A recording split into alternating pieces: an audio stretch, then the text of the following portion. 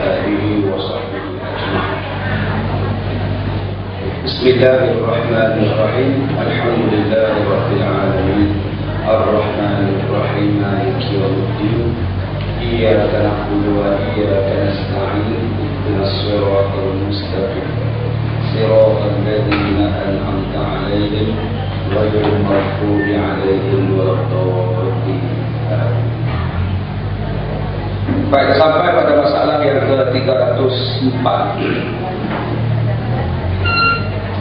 Zakat dan hadis yang panjang lagi menunjukkan atas wajib menunaikan. Wahai saudaraku, inilah satu hadis yang panjang lagi melengkapi beberapa banyak masalah yang lain daripada dalil yang menunjukkan atas wajib zakat, yaitu kata At-Tirmidzi an Anas qala kunna natamanna an ya'tiyal a'rabiyyul aqilu fayas'al an-nabiy sallallahu alaihi wasallam wa nahnu 'inda. Diriwayatkan daripada Anas bin Malik radhiyallahu anhu, katanya adalah kami bercita-cita supaya datang seorang Arab Badui yang mempunyai akal. Ditanyanya akan Nabi sallallahu alaihi wasallam, padahal kami di sisi Nabi. Anas bin Malik kata, kami ini tertunggu-tunggu. Kok orang Arab Badui datang nak soal kepada Nabi, nak tanya kepada Nabi. Jadi kenapa mereka ni tertunggu-tunggu orang Arab Badui ini nak datang sampai bertanya? Masalah mencita sahabat akan A'rabiyun apa sebab?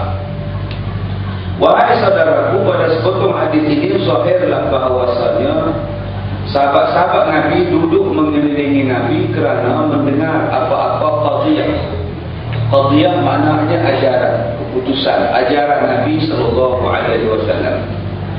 Maka tak dapat tidak mewujud kemusykilan seseorang daripada mereka, ataupun ada satu barang yang tiada tahu kesemaran hendak ditanya mereka.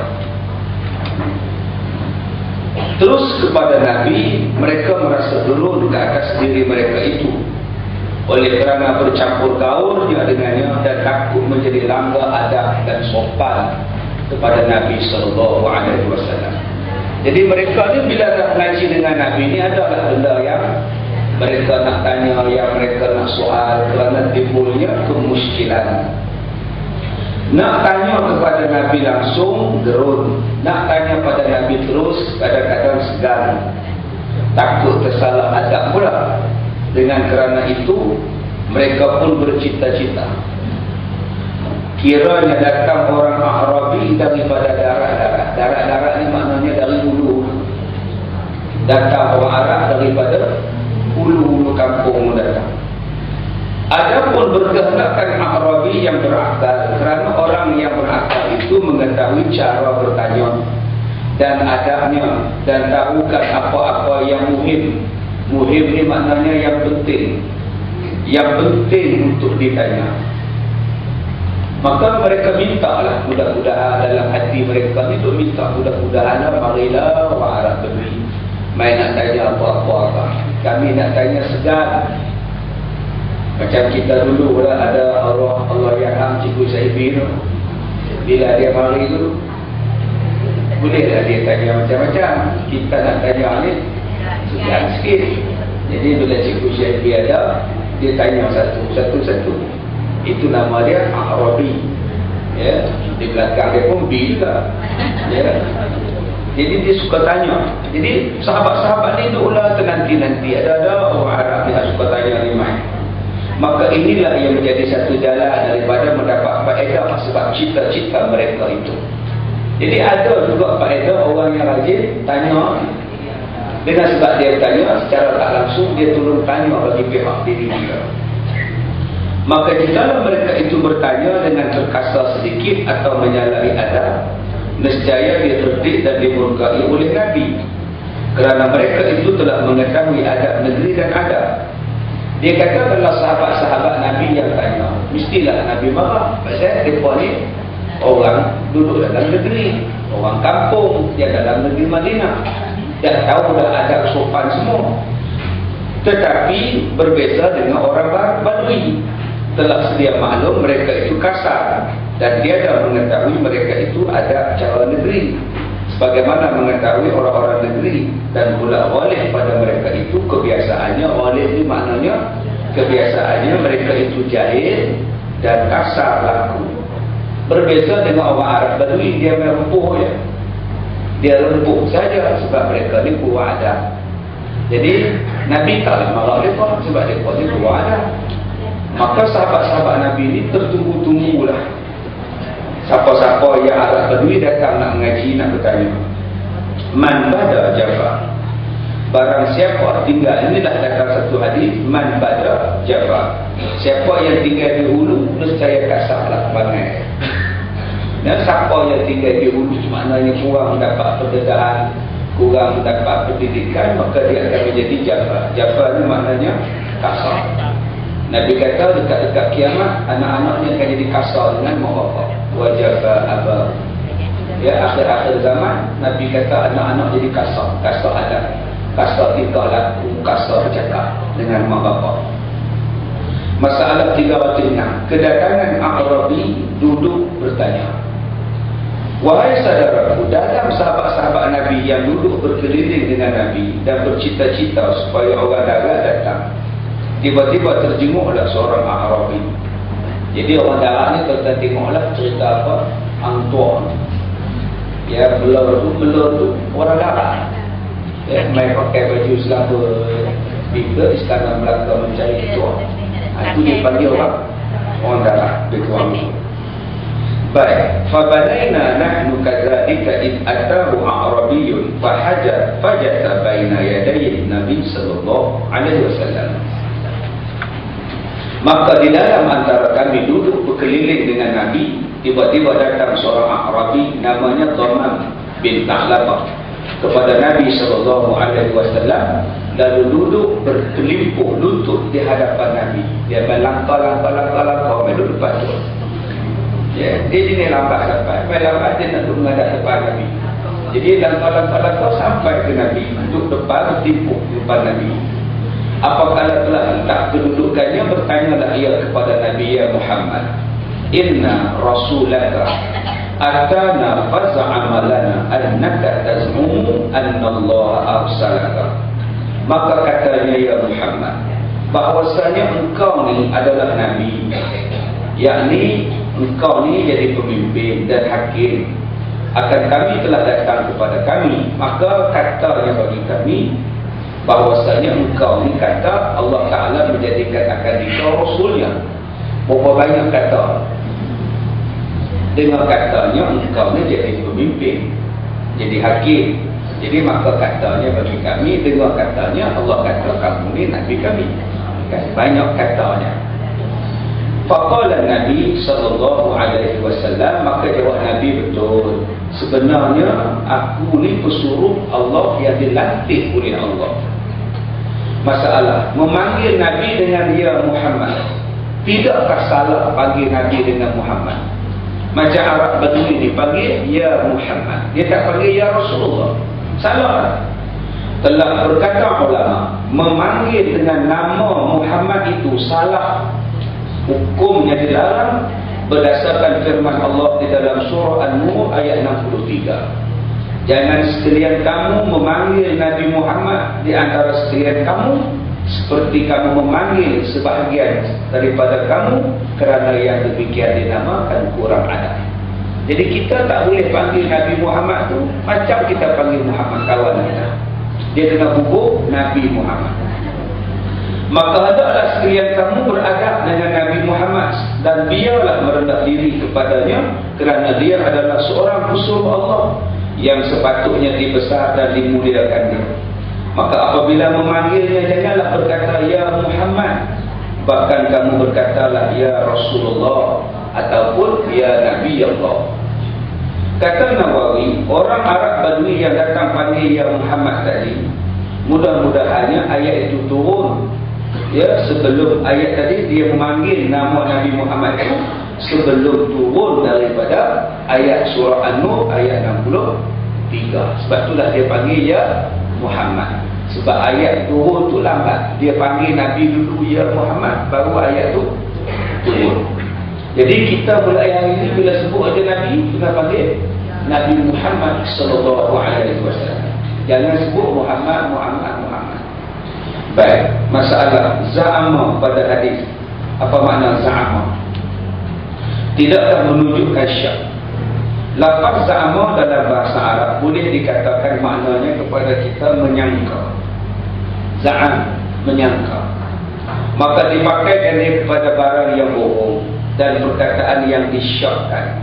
Seolah-olah bolehlah maknanya kepada kita dengan makna konon. Maka jadilah syak pada hadis ini. Za'ama ni maknanya kunun. Ya, ada satu dulu disebut kunun. Ya, kununnya lama dah tak dengar kunun. Ya, satu lagi dia sebut apa? Apa nama? Ya, apa nama dengan kunun. Baik, jadi za'ama ni maknanya kunun ataupun konon. Tidakkah hadis ini menjadi syak?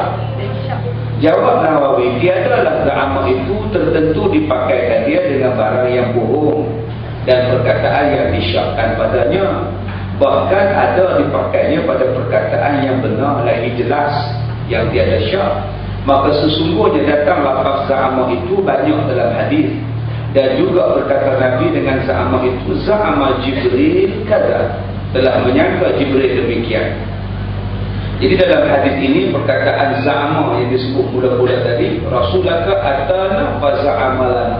Fa za'ama lana itu bukan maknanya meragukan Nabi, cuma ya menyangkanya, bukan satu bentuk yang tidak percaya.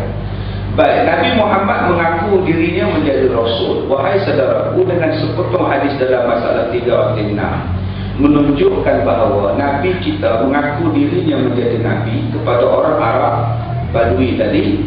Dan ditambah lagi oleh Arab Badui tadi, pertanyaannya menjadi Rasulullah. Nabi kita itu dengan sumpah, kata Anas, qala fabilladzi rafa'as sama wa basatal arda wa nasabal jibal Allah arsalaka. Demi Tuhan yang mengangkat langit dan menghamparkan bumi dan mendirikan gunung ganang, adakah sebetulnya Allah Ta'ala menjadikan akan dikau menjadi Rasul? Maka Nabi menjawab, bahkan, yakni demi Allah, sesungguhnya telah dijadikan Allah Ta'ala akan aku Rasul. Bukan aku menjadi Rasul dengan sebab aku yang lantik diri aku, bahkan dengan beberapa ayat dan mukjizat yang menjadikan tak saksi kerasulanku, seperti Al-Quran yang diturunkan kepada aku, dan juga beberapa tempat di dalam Quran difirmankan Allah Ta'ala bahawasanya aku ini Rasulnya. Dan berbagai-bagai mukjizat seperti belah bulan terbelah dua, dan keluar air daripada celah-celah jari Nabi, dan diberkatkan makanan yang sikit menjadi banyak, dan beberapa ratus mukjizat yang terhimpun di dalam kitab yang dikarang oleh ulama, menunjukkan bahawa Nabi Muhammad adalah Nabi. Baik, masalah awam yang muqallid, apakah sah imamnya? Apa makna awam yang muqallid? Asy-Syaikh Abu Amr bin As-Salah rahimahullahu ta'ala berkata, pada hadis ini menunjukkan bagi sah mazhab a'immah al-ulama daripada bahawa sekalian awam yang muqallid itu mukmin sebenarnya. Apa dia awam? Al-muqallid, orang yang ikut saja. Awam muqallid ialah orang yang imannya adalah berdasarkan kepada ikut-ikutan. Siapa Nabi kamu? Nabi aku ialah Rasulullah. Itu nama dia imam muqallid. Awam yang muqallid, dia taklid saja, dia ikut saja, sah imannya. Dan padanya berpadalah daripada mereka itu semata-mata iktikad yang benar lagi jazam daripada ketiadaan syak dan ketiadaan goyang.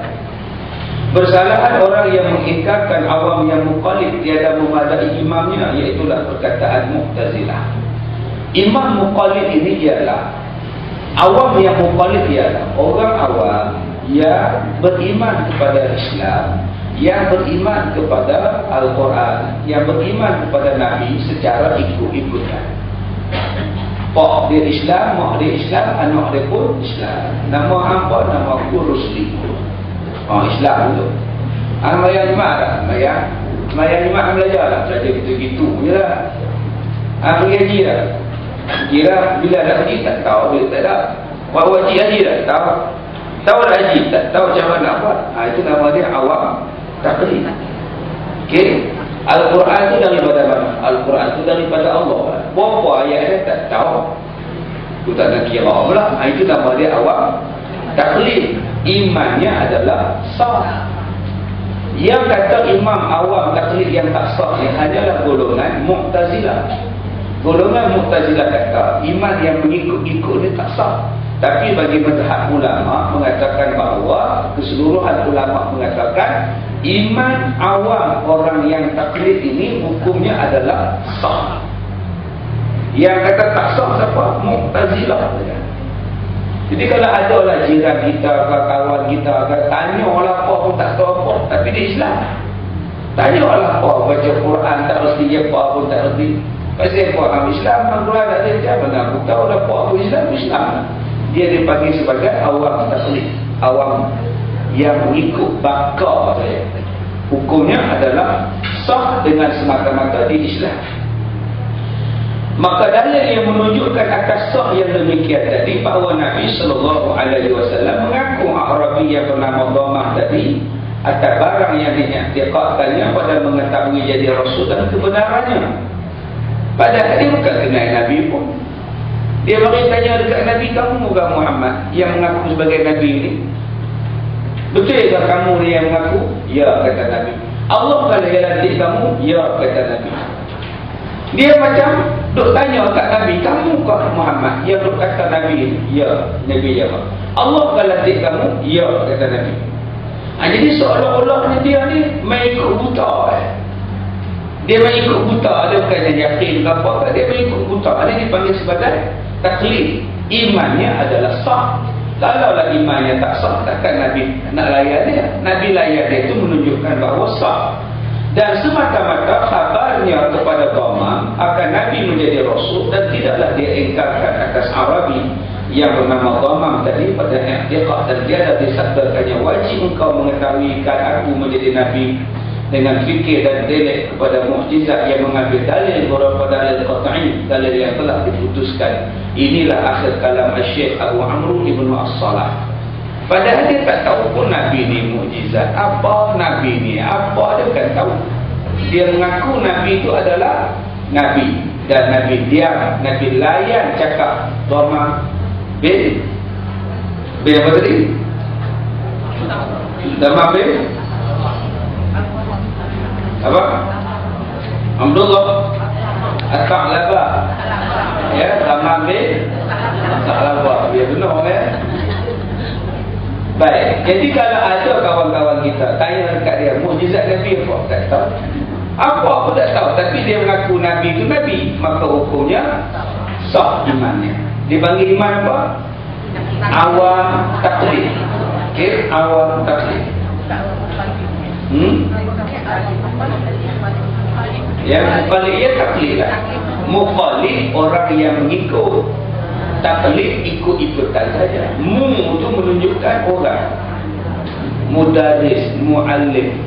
Ya, mu muzarat itu menunjukkan orang. Perbuatan dia itu dipanggil taklid. Okey, perbuatan dia. Saya ni muallim, cikgu. Kerja saya ialah ta'lim. Kerja saya ialah mengajar orang. Saya ni namanya muqallid, ngikut saja. Orang yang mengikut, muqallid. Perbuatan saya yang mengikut dipanggil taklid. Jadi dua serupa lah, awam muqallid dengan iman taklid. Awam muqallid, orang awam yang mengikut. Taklid ialah perbuatan orang itu. Taklid, dia ikut-ikutan saja. Macam kita ni, iman kita ni bukan iman taklid. Kita imam yang belajar. Dia belajar. Ini iman kita. Iman orang tak belajar ni, dia Islam saja, tapi dia tak belajar. Bila dia tak belajar, nama dia taklid. Walaupun dia tak belajar, dia tetap orang Islam. Dia tetap orang beriman. Dia beriman pada Allah juga. Cuma dia tak mengaji macam orang Arab Badui tadi. Dia tak kenal pun Nabi Muhammad. Dia pergi tanya, hang yang mengaku Nabi. Padahal sebelum tu dia dah percaya orang pun kepada Nabi. Baik, semayang 5 waktu itu berulang-ulang mengerjakannya tiap-tiap hari semalam. Apa dalil yang kita kena semayang subuh lapar ni? Apa dalil kita kena semayang? Wahai saudaraku, pada sepotong hadis yang akan datang ini bahawasanya semayang 5 waktu itu wajib dikerjakan dia tiap-tiap hari dan malam. Maka telah berkata Anas bin Malik, qala fa inna rasulaka za'ama lana annaka taz'umu anna 'alaina 5 salawatin fil yawmi wal laylah. Kata Arabi yang bernama Dhamam tadi, ya Rasulullah, maka bahawasanya pesuruh engkau telah engkau utuskan dia kepada kami, berkata kepada kami bahawasanya engkau kata wajib kami ini semayang 5 kali dalam sehari semalam. Jadi aku nak tanya pada kamu, betul ke? Maka jawab Nabi, bal, na'am, bahkan betul. Sebelum orang Arab Badui ni datang jumpa Nabi, Nabi dah utuskan sahabat dia masuk dalam kampung Dhamam untuk mengajar orang-orang di sana tentang semayang. Jadi dia ni rasa tak puas hati kamu hanya dengan wakil Nabi, utusan Nabi. Jadi dia mai tanya dekat Nabi. Dia kata, wahai Muhammad, dia kata, wakil kamu datang pada kami, habaq pada kami ni kena semayang. Kami nak tanya kepada kamu, betul ke kami ni kena semayang? Itu dia panggil sebagai wakil mai ajar. Jadi dia tak puas hati pula. Dia pergi tanya kat Nabi. Nabi kata, betul lah. Qala fa billazi arsalaka Allah amaraka bihadza. Nabi kata, betul, aku yang suruh semayang 5 kali. Maka Nabi, dia tanya dekat Nabi lagi, demi Allah yang menjadikan akan dikau Nabi, sesungguh Allah kah yang suruh kami ini semayang? Jawab Nabi, bahkan Tuhan yang suruh kita semayang 5 kali. Maka terang-teranglah wahai saudaraku, sepotong hadis ini menunjukkan semayang 5 waktu betul difardukan oleh Allah Ta'ala. Jangan duk bantah lagi, jangan duk lawan lagi, jangan duk tak setuju lagi. Yang Allah suruh semayang tu semayang 24 jam Tuhan bagi, tak sampai sejam Tuhan minta untuk semayang. Buatlah semayang. Baik, puasa bulan Ramadan itu wajib. Inilah dalilnya. Jadi orang Arab tadi pula tanya apa? Semayang dia tanya apa puasa pula. Kata dia, ya Rasulullah, wakil kamu datang dekat kami, dia harap kami ni kena puasa sebulan dalam setahun. Jadi kami nak tanya pada kamu, betul ke yang dia cakap tu? Nabi jawab, sadaqah, benarlah yang utusan aku suruh puasa. Aku nak tanya pada kamu, ya Rasulullah, yang sebulan puasa ni perintah kamu ke perintah Allah? Jawab Nabi Muhammad, itu adalah perintah daripada Allah Subhanahu wa ta'ala. Baik, wahai saudaraku, terang-terang dengan sepotong hadis ini menunjukkan Allah memfardukan kita puasa bulan Ramadan. Zakat harta dan dalil. Kata Dhamam bin Tha'labah lagi, ya Rasulullah, bahawasanya wakil tuan datang mengajar di surau kami. Dia kata kami ni kena bayar zakat bila cukup nisab dan haul. Betulkah apa yang wakil tuan cakap? Jawab Nabi, sadaqah, benarlah yang dia cakap. Saya nak tanya pada Rasulullah lagi, Allahkah yang suruh kami bayar zakat? Jawab Nabi, bahkan Allah yang suruh kami bayar zakat. Maka sepotong hadis ini menunjukkan bahawa wajib kita bayar zakat. Kemudian dia tanya lagi, wahai Rasulullah, utusan Tuhan datang jumpa saya, jumpa kami di surau, mengajak di surau kami. Dia kata kami ni kena buat semayang, kena buat haji seumur hidup sekali. Dalam seumur hidup tu sekali. Betulkah ya Rasulullah? Kata Nabi, na'am, betul. Adakah perintah buat haji ini perintah Allah? Jawab Nabi, ya, ianya adalah perintah Allah. Habis dia tanya, buat hati dia tanya. Direct dia tanya, dia puas hati tak? Lah sekali dia kata apa? Wa faqala wallazi ba'athaka bil haqq la ad'u minhu syai'a wala ujawizuhunna summa wasabah. Kata dia, demi Allah yang membangkitkan tuan hamba menjadi rasul, dia adalah hamba tinggalkan sesuatu. Hamba akan semayang tak tinggal-tinggal, puasa tak tinggal, saya akan buat zakat, saya akan buat haji, dan hamba juga takkan lebih daripada itu. Tak mau lah, semayang dia buat 5 aja, semayang sunat tak mau buat. Puasa dia nak sebulan je, puasa sunat dia tak mau buat. Haji dia nak sekali je, dia tak mau pergi banyak kali dah. Maka dia pun melompat balik dengan cepatnya. Semua wasabah. Wasabah ni maknanya lah, apa lagi nak tunggu? Macam kita lah, habis-habis kelas lah, buat lagi. Dah habis ajak dah. Dah dapat dah gula, lari dah balik. Lah beli gula pun tak surat nikah pun main. Apa macam teruk ni. Nak beli gula minta surat nikah, minta IC. Rupa-rupa dia suruh 5.5 tan gula. Ini jahat. 5,500 kilogram gula dia suruh. Tapi orang nak beli dia kata gula tak ada. Siapa nak beli kena bawa sijil nikah, bawa IC dengan sijil nikah. Kena tangkap lah. Dia suruh 5 tan gula kat belakang rumah. Yang ni kalau ikut Islam ni tuan-tuan, nak buat daerah, tutup perniagaan dia, penjara kan. Ya, bukan setakat tarik lesen dia, semua barang kena rampas. Dia menipu rakyat, menipu kepada umat masyarakat. Tu yang Nabi kata ni, peniaga ni masuk neraka sebab penipu. Inilah peniaga jenis. Jadi yang buruknya orang lain lah. Padahal gula dia buat banyak, pasti dia tahu lah, puasa lah dekat. Orang Melayu bila puasa ni makan gula banyak. Apa nak masuk hospital apa ayam. Baik. Maka Nabi bila dengar dia cakap, ya Rasulullah, saya nak buat tak lebih tak kurang. Maka Nabi pun jawab, faqala Nabi sallallahu alaihi wasallam. Masa dia balik tu Nabi tak kata. Masa dia lompat bangun tu Nabi tak kata. Dia keluar daripada masjid Nabi, baru Nabi kata, in sadaqal a'rabi dakhala al-jannah. Kalau betul lah yang A'rabi tadi cakap macam itu, dia nak puasa, nak zakat, nak haji, tak lebih tak kurang, masuklah dia ke dalam syurga. Kalau betul lah apa yang dia cakap tu, dia buat, memadailah apa yang dia cakap, dan dia buat, insya-Allah dia syurga.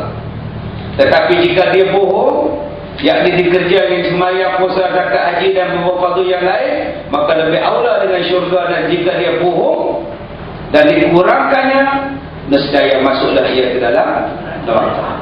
Ini adalah hadis yang hasan, dan Imam Muslim mengatakan bahawa ini adalah hadis yang sahih. Baik, saya dah kata pada tuan-tuan semalam, Pak siapa yang Nabi kata kalau dia ni betul-betul punya orang syurga. Sebab cabaran dia pada masa itu berbeza dengan cabaran kita. Dia duduk di kampung, siapa nak pergi duduk lautan, macam kita duduk lautan, Mela duduk lautan, duduk tengok dia dengan pak dia aja. Ada orang dia silap pak dia dengan dia. Kalau orang dah balik semua, siapa lagi nak campur? Cerita Hang Tuah 1955 kan? Kalau kita tengok cerita tu, Mela dengan pak dia baik tak? Duduk dua-dua orang, duduk dalam gua nak campur dengan apa? Tengok televisi tidak, pergi ngurut terapi pun tidak, buat pun. Jadi semuanya dia tak campur orang. Memanglah kalau dia semayang puasa je memang syurga lah, bukannya ada dosa. Bukannya ada dosa nak makan benda syubhah, bukan nak makan apa. Kita sekarang ni makan banyak nuri tak dijemput, makan juga.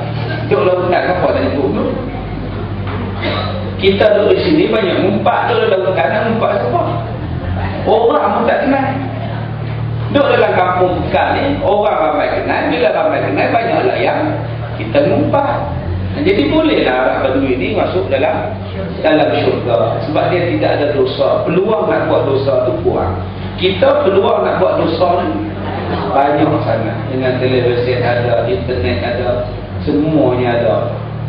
Baik, masalah membacakan hukum ke atas orang alim dan menunjukkan ke atasnya boleh ke tidak. Baik, dia tu orang alim, kita pula pergi ajar agaknya. Boleh tak boleh? Baik, kita tengok. Telah berkata semua daripada ulama, bermula fiqh yang dapat istinbat, yang dapat pengajaran daripada hadis ini, bahawasanya membacakan hukum dan sebagainya ke atas orang alim dan menunjukkan kepadanya itu hukumnya adalah harus kita ajar pula orang alim. Sebab hari ini orang tak boleh ajar orang alim. Kenapa boleh ajar orang alim yang boleh ajar kita? Kalau dia tak betul, boleh tak ajar? Kalau dia betul pun kita boleh ajar. Apa salah? Cuma orang kita sekarang je faham. Ya, bila Tok Guru cakap tak boleh bantah. Bantah tu lawan. Tak berkat. Ini yang jadi masalah. Kalau dah tak betul, tegur je. Sebagaimana harus mendengar hukum-hukum daripadanya. Macam mana harus kita mengaji dengan dia. Dan dia juga harus kita tegur bila dia salah. Dan lain-lain daripadanya. Dan mengambil hujah mereka itu bahawasanya Arabi menunjukkan hukum-hukum yang datang ke atas Nabi. Dan Nabi mengaku. Kalau Nabi pun orang Arab Badui bertanya dari Nabi hanggu, takkan kita hari ini tak boleh pergi ajar pada tubuh, ajar pada ustaz dan sebagainya. Jadi boleh, hukumnya boleh. Cuma janganlah kita nak mengajak tubuh ke ustaz ke mufti ke dengan cara yang kasar. Macam yang kita tengok itu, kepala bapa punya mufti, yang tu bukanlah mengajar, itu dah itu maki. Arab Badui tadi dia mendapatkan penjelasan yang terang-terang daripada Rasulullah. Jadi tirulah orang Arab Badui tadi, bukan dengan maki-maki kalau kita nak mengajar. Jadi Tok Guru ke, Tok Guru ke, Tok Guru ke, kalau dia tak betul, kita boleh tegur dia. Jangan nak celupa sangat mulut, mengajar dia elok. Janganlah berpolitik sangat sampai pada satu tahap bersetuju nak menggunakan kalimah Allah pada orang kafir. Ya, jangan. Tuan-tuan ni pun kalau orang fitnah tuan-tuan pun marah. Kan dulu orang fitnah saya, dia rokok orang bawa tali api. Pukul 11-12 tengah malam. Tak lepas tak? Lepas tak? Ya, siang hari pula dia rokok bawa tali api. Oh, sama dia peti mampu je. Marahlah saya marah. Pasal fitnah. Fitnah saya tak rukun, orang kata saya rukun. Allah tu tak ada anak. Tiba-tiba orang Kristian kata Allah tu ada anak. Fitnah kan? Takkan kita setuju kalau kita difitnah. Maknanya kalau kita biar orang Kristian guna kalimah Allah, maknanya kita tak setuju orang Kristian memfitnah Allah. Orang fitnah kita marah. Orang fitnah Allah kita tak marah. Apa lah? Sepatutnya bila orang fitnah kita marah. Orang fitnah Allah lagi-lagilah kita kena marah. Ini tidak biar-biar Tuhan semesta alam kata. Belum tak dah. Ini saya minta bila saya tengok dalam lama web ustaz-ustaz cakap. Dia adik-adik politik cakap. Bapak dia cakap tu Anwar Ibrahim. Pala dia. Yang bersetuju sangat-sangat penggunaan kalimah ni. Yang ini yang saya terang minta. Nak cari politik sampai pada satu tahap bersetuju kalimah Allah digunakan pakai untuk orang-orang Kristian. Habis orang pakai ikut. Orang bersandarkan pada Quran, bukan bersandar pada ahli politik. Baik. Ya. Berapa ayat dia? Satu dua buat tak? Baik. Kita tengok bab ke-53. Bab maja'a fi zakatiz zahab wal warid. Bab yang telah datang ia pada menyatakan zakat emas dan perak. Ada tak? Tak jumpa? Tak kita cari. Baik. An Ali qala Rasulullah sallallahu alaihi wasallam, qad afawtu an sadiqatil khayli wal raqiq fahatu sadaqata riqah min kulli 40 dirhaman wa laysa fi 90 mi'atin syai'un fa idza balagha 200 fa fiha khamsatu darahim. Hadis sahih.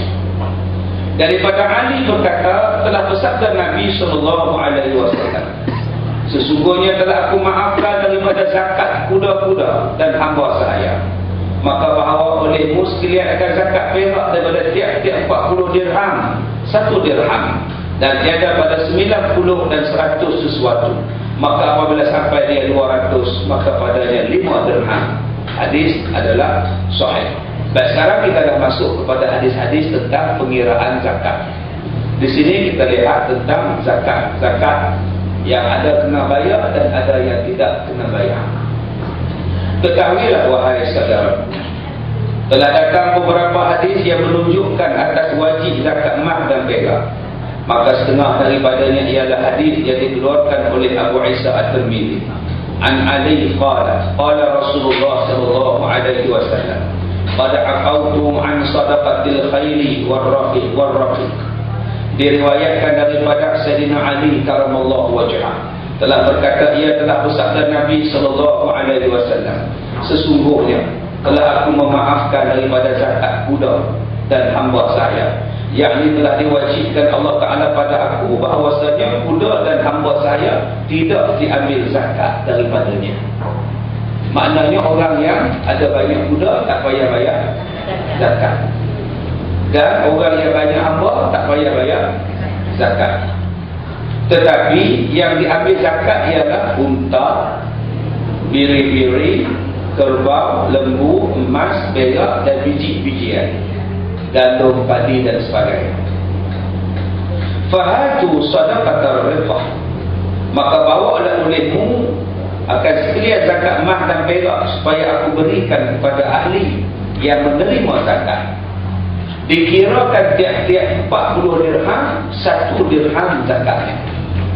40 dirham zakatnya ialah 1 dirham. Okey.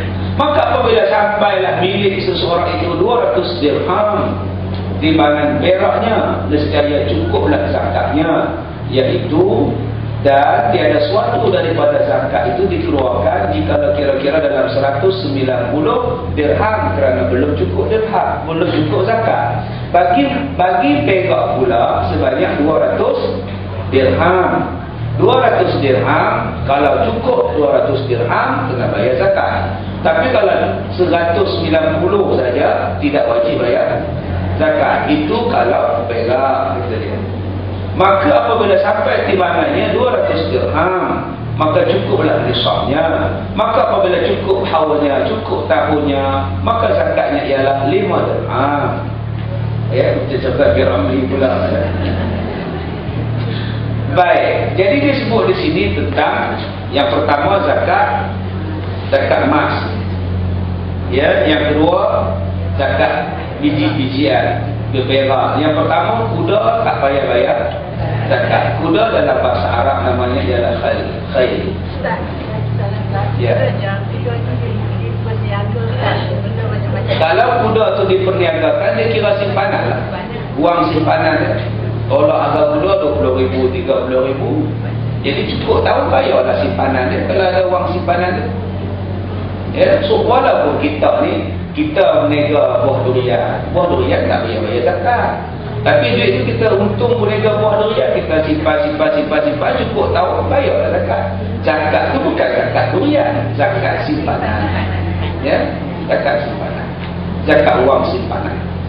Jadi sumpah kita berniaga kelapa sawit pun tak wajib zakat. Tak wajib zakat bayar. Sekali berniaga kelapa sawit, sekali tuai 10,000. Maka tak bayar zakat sebab dia bukannya harta yang diwajibkan. Tapi duit itu kita simpan. Bor dalam bank 10,000 sebulan, 10,000 sebulan, setahun ada 100,000, kenalah bayar zakat. Di situlah zakatnya. Tapi bukanlah zakat kerana kelapa sawit, zakat kerana wang simpanan. Sebab wang simpanan tu duit kelapa sawit pun ada, duit kelapa nyok pun ada, duit kelapa darah pun ada, semua duit kelapa semua simpanan. Kan? Macam mana? Kelapa darah untuk minyak kelapa darah. Ubat kan? Minyak kelapa darah tu panggil. Baik. Okey, yang pertama sekali al-khayl. Al-khayl maknanya kuda-kuda yang bertandang. Kuda-kuda hitam tu dipanggil al-khayl. Kuda-kuda yang gagah, yang berotot-otot. Al-khayl. Sebab tu sekarang dia ambil pun jarang dah pakai nama khayl. Mungkin dia pun dah belajar. Dulu dia ambil dia tak. Wajah kesayangan hamba. Yang keduanya, zakat daripada hamba saya tak wajib dibayarkan zakat. Yang ketiganya zakat emas. Yang keempatnya zakat perak. Yang kelimanya ialah biji-biji. Kita nak keluar ASC 97946, ASC 7946. Oh, kereta kat camp. Nak masuk PO ke? Oh, kereta kita nak keluar. Kereta saya nak keluar. Oh, ya kan nak masuk PO.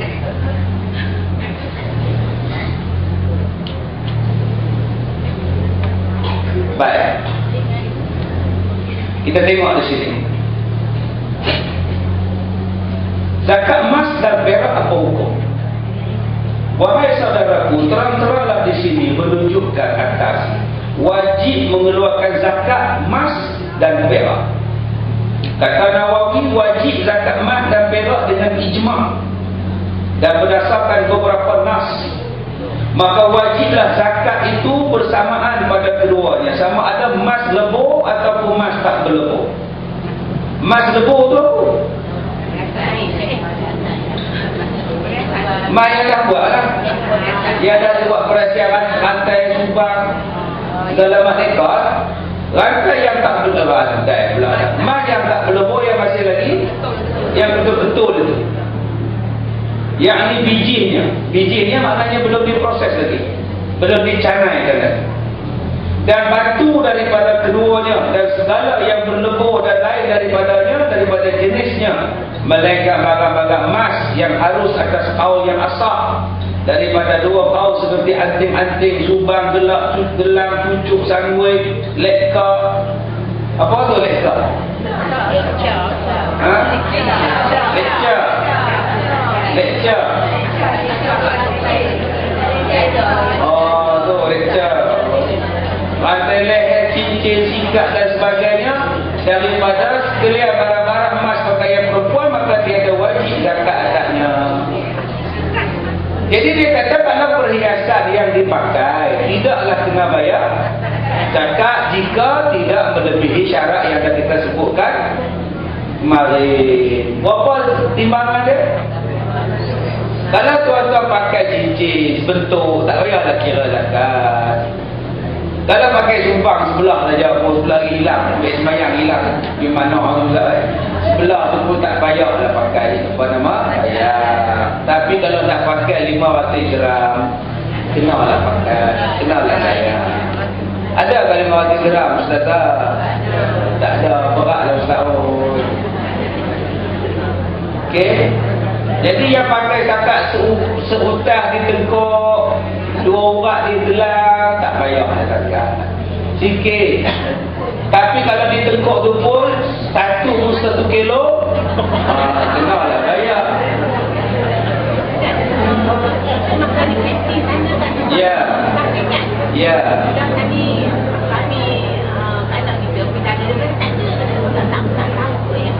Dia pun tak beritahu lah, kenapa tak maklum kan? Beritahu maklum kan benda tu lagi tinggi. Baik.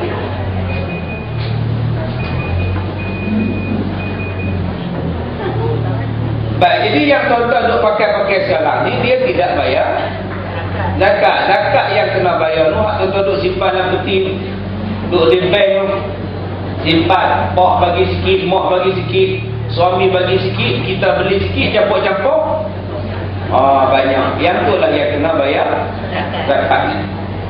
Baik, zakatlah juga pada batu-batu permata dan galian lain daripada emas dan perak. Tiada zakat yang lain daripada emas dan perak.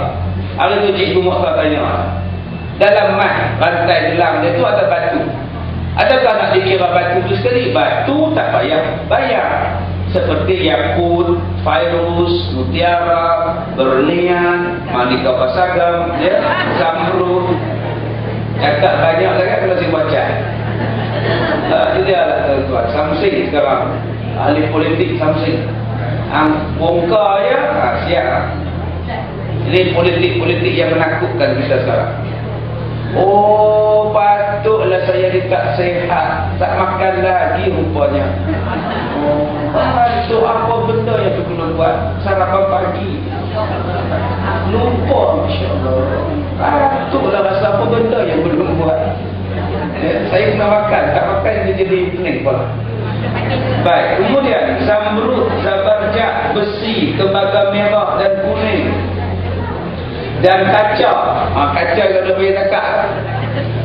Jika sehabis-habis elok pertukangannya sekali. Habis lawa orang yang buat lawa batu tinggi harganya beriak, habis jual 50% baru ni. Kau tak bagi? Ya, harga RM10,000, RM40,000, 50%. Gila beli.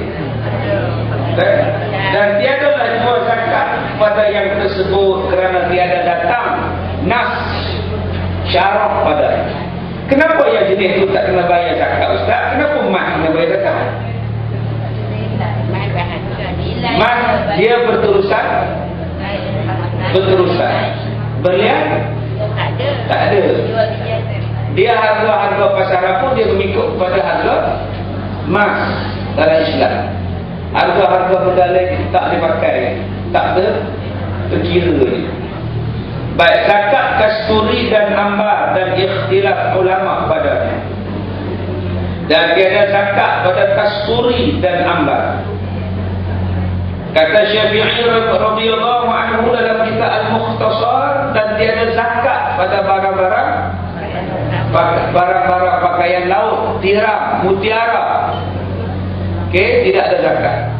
Kasturi itu apa? Kasturi apa? Buah kasturi. Kuih. Kayu kasturi. Wangi-wangian lah. Ambar. Okey, ambar dan kasturi, manikam-manikam. Baik, kata mazhab, makna perkataan Syafi'i, tiap-tiap barang yang dikeluarkan daripada laut seperti ambar, lu'lu', permata, maka tiada zakat padanya dan tiada khilaf sesuatu pun ulama daripadanya. Tidak wajib bayar zakat. Tetapi ada yang kata bayar zakat. Yang kata bayar zakat sebenarnya Ibnu Munzir, Umar Ibnu Adi Az-Zuhri, wajib dikeluarkan zakat 1/5. Tapi ulama-ulama lain kata tidak perlu bayar zakat. Tetapi ada pula satu lagi ulama berkata, Abdullah bin Al-Hasan Al-Ambari katanya wajib 1/5 kalau dikeluarkan daripada laut melainkan ikan dan hasil-hasil seafood. Tapi itu bukan mazhab yang muktamad. Mazhab muktamad yang bayar zakat hanyalah emas dan perak sahaja. Muktamad emas dan perak sahaja. Jadi yang lain-lain itu yakut ke, marjan ke, zabarjad ke, bayar tak sajalah ya, tak bayar zakat. Melisa ke, ada kumpulan zabarjad, ada kumpulan melisa. Cinta untuk Nabila. Dia jadi ustaz atau apa? Keseopang yang ustaz. Dulu menjadi roh, sekarang ustaz. Besok saya boleh jadi penyanyi roh. Dulu ustaz, sekarang dah roh. Dah terbalik.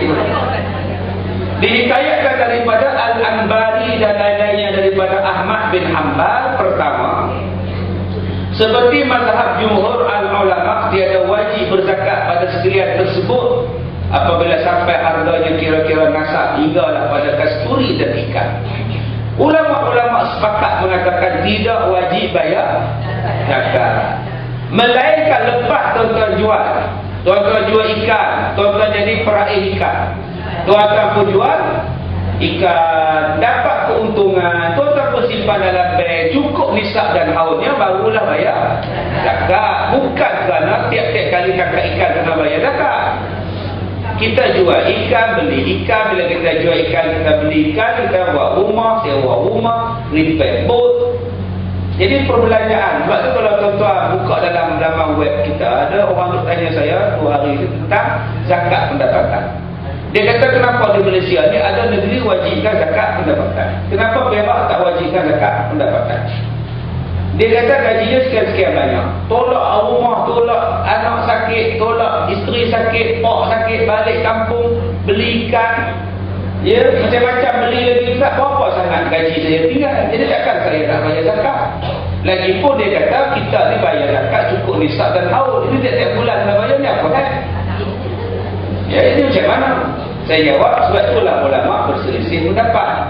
Majlis Jawatan Kuasa Fatwa Perak kata tak wajib zakat pendapatan. Tuan-tuan gaji RM5,000 sebulan, ya tak wajib bayar zakat. Tolak sewa rumah, tolak bil api, elektrik, astro, telefon, kereta, minyak, makan, minum, tinggal bersih, yuran barakah lagi. Bersih tinggal.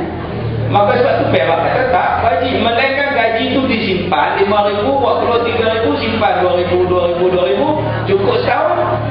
Barulah kita bayar zakat. Itu yang Perak buat. Negeri-negeri lain setengah-setengah dia katakan hak gaji RM10,000, RM200,500 hak potong zakat. Yang tu yang dipertikaikan. Sebab tu Perak dia tak buat lagi macam negeri-negeri lain, sebab tak tahu dia punya kos dia. Baik, kemudian jadi di sinilah kaedahnya dipakai dalam mazhab Syafi'i. Ikan kamu dapat buat keluar daripada laut sekali jual RM30,000. Baru hari ni dapat, baru hari ni jual, baru hari ni pegang RM30,000. Tolak minyak diesel, tolak bot, tolak pekerja, tolak buka, tolak semua tinggal RM5,000. Takkan nak bayar zakat lagi, nak makan lagi, nak minum lagi. Sebab tu kalau duit tu kamu simpan cukup tahun, barulah kamu bayar zakat. Dan bermula dalil kita asalnya tiada zakat. Imam Syafi'i kata dalil yang tak bayar zakat itu melainkan barang yang disebutkan oleh syarak.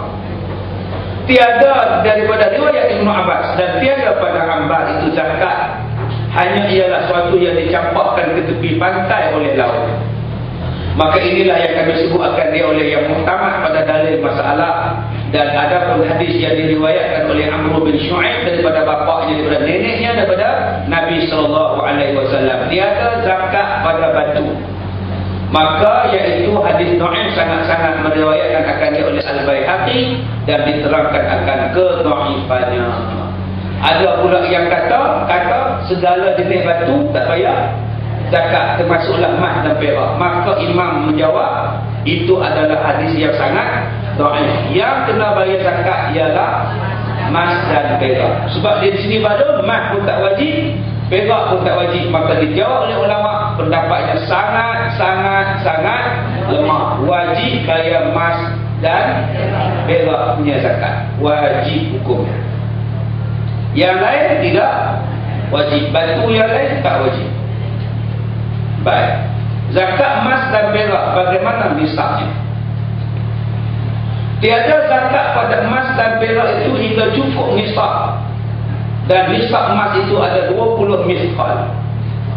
Maka apabila sampai emas itu 20 mithqal, maka wajiblah zakatnya. Dan nisab zakat perak pula ialah 200 dirham. Maka apabila sampai di mana perak 200 dirham, maka wajiblah dikeluarkan zakat. Emas 20 mithqal. Jadi mithqal 20 mithqal berapa gram? Yang wajib bayar zakat 500 gram. Ya kan? Bukan 80. 80 gram. Yang tak pakai 80 gram. Yang pakai 500. Mana ada orang pakai 500? Tapi 80 ramai yang pakai. Yang simpan 80 gram. Baik. Maka telah ditakdirkan ulama sekarang nilai emas zakat sekarang ialah 13 pound Majidi ringgit Turki. Ini zaman 20-an, 30-an mana nak ada pound-pound Belanda, iaitu 12 pound, 1/8 daripada pound Ifrinji, ringgit Eropah, dan 12 pound kurang 1/8 daripada Misri, ringgit Mesir. Jadi tuan-tuan, ini kitab ni ditulis tahun 20-an. Okey, jadi tak ada dah tuan-tuan ada jumpa Ifrinji apa bala semua ni kena nak ada lah. Dia kena ikut kadar sekarang lah tuan-tuan pergi kerja buat ulama tu, yang ambilkan jumlah terkini. Maka tiap-tiap 200 dirham itu dikeluarkan zakat 5 dirham. Tiap-tiap 10 dirham dikeluarkan 58,5 kupang Misri. 60,5 kupang lebih kurang wang Ifrinji. Harga dia lebih kurang 10 dirham. Jumlah 1,210 kupang Ifrinji lebih kurang bersamaan 200 dirham. Saya pun tak tahu Ifrinji itu apa. Tuan-tuan pun tak tahu. Ya, kita tak tahu jumlahnya. Baik. Zakat emas dan perak adalah lebih sedikit daripada nisab. Bagaimana hukumnya? Telah ijma' ulama bahawasanya nisab perak itu 200 dirham, yang dikeluarkan padanya 5 dirham. Setiap 200 dirham kena keluarkan 5 dirham. Okey. Maka kata jumhur, dikeluarkan yang lebih itu dengan kira rubu' al-ashar, 1/10. Yakni misalnya beratnya 200 dirham. Maka 200 dirham itu dikeluarkan rubu' al-ashar, dan 1 dirham itu pula dikeluarkan zakatnya rubu' al-ashar, 1/4. Telah dikatakan makna rubu' al-ashar ialah 1/40, maka rubu' al-ashar 200 dirham itu ialah 5 dirham, dan 1 dirham dikeluarkan zakatnya 1 sen setengah. Itu adalah kaedah pembayaran perak. Setiap 200 dirham bayarannya ialah 5 dirham. Jadi 1 per rubu' al-ashar, 1/40. Okey. Wallahu a'lam. Ini nilai lama kita tak tahu. Ya, kaedah dia. Dinar pun kita tak tahu. 1 ringgit 1 dinar berapa? Kita tak tahu. Kaedah sekarang ibad tu saya tak dapat jawab. Ya, kaedah yang baru. Sekarang dia kira gram lah. Dia kira gram. Sekarang kita gunakan berat timbang.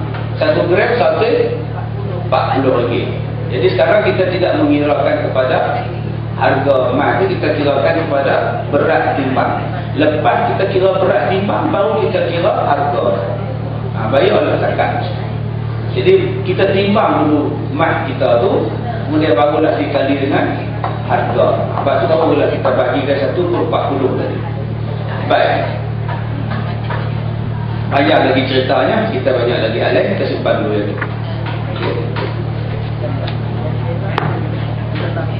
Tuan-tuan mengaji kitab Bahrul Mazi ni, keluar-keluar ni alim.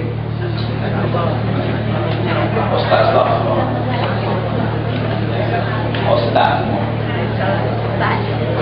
Ustaz lah jadi pun. InsyaAllah ta'ala. Bila nak ambil profesor? Belajar takfir profesor atau kita profesor? Haji Aisyah tu ambil kitab Yasin ya, surah Yasin. Ya.